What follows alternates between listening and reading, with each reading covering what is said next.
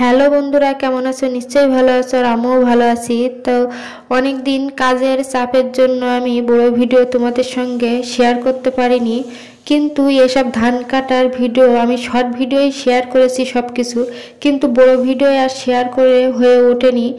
তো আজকে মনে করলাম যে তোমাদের একটু বড় ভিডিও শেয়ার করি, ওই জন্য আর কি তোমাদের জন্যই বড় ভিডিওটা আবার শেয়ার করা শুরু করছি, ভিডিও তৈরি করা শুরু করছি। তো দেখুন, আজকে আমরা সবাই মাঠে চলে এসেছি, এসে ঝটপট করে ধানগুলো তুলে গুটিয়ে নিচ্ছি। যেহেতু এই ক্ষেতে যত তাড়াতাড়ি ধান গোটানো হবে তত তাড়াতাড়ি এই ক্ষেতে ট্র্যাক্টর ঢুকবে। ট্র্যাক্টর ঢোকার পরে এই ক্ষেতে শস্য ছড়ানো হবে। যেহেতু ধানের পরে শস্য ছড়িয়ে দিতে হবে, শস্য উঠবে এরপরে আবার।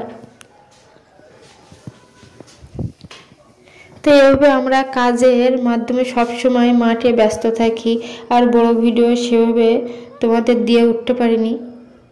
তো এখন থেকে এবার আমি বড় ভিডিও দেওয়া শুরু করব। আর দেখুন বন্ধুরা, এইগুলো আজকে বাঁধা হয়নি বলে এগুলো আর গোটানো হবে না, আর যেগুলো বাঁধা হয়ে গেছে সেগুলো আস্তে আস্তে টুকটুক করে আমরা গুটিয়ে নিয়ে যাচ্ছি আম খেতে।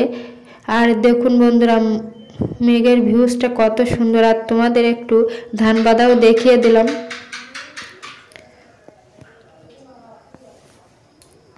আর আমাদের এই গ্রামের জীবনটা তোমাদের সঙ্গে একটু শেয়ার করলাম। তো দেখুন, আমাদের মানু ধান কোড়াচ্ছে, মানে ধানের শীষগুলো ভরে ভরে নিচ্ছে, ওদের ওইসবগুলো করতেও আনন্দ লাগছে।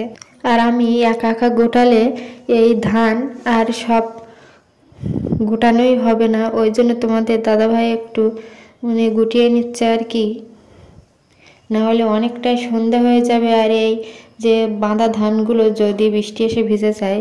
তো মাঠের ভিডিও কেমন লেগেছে কমেন্টে জানাবে।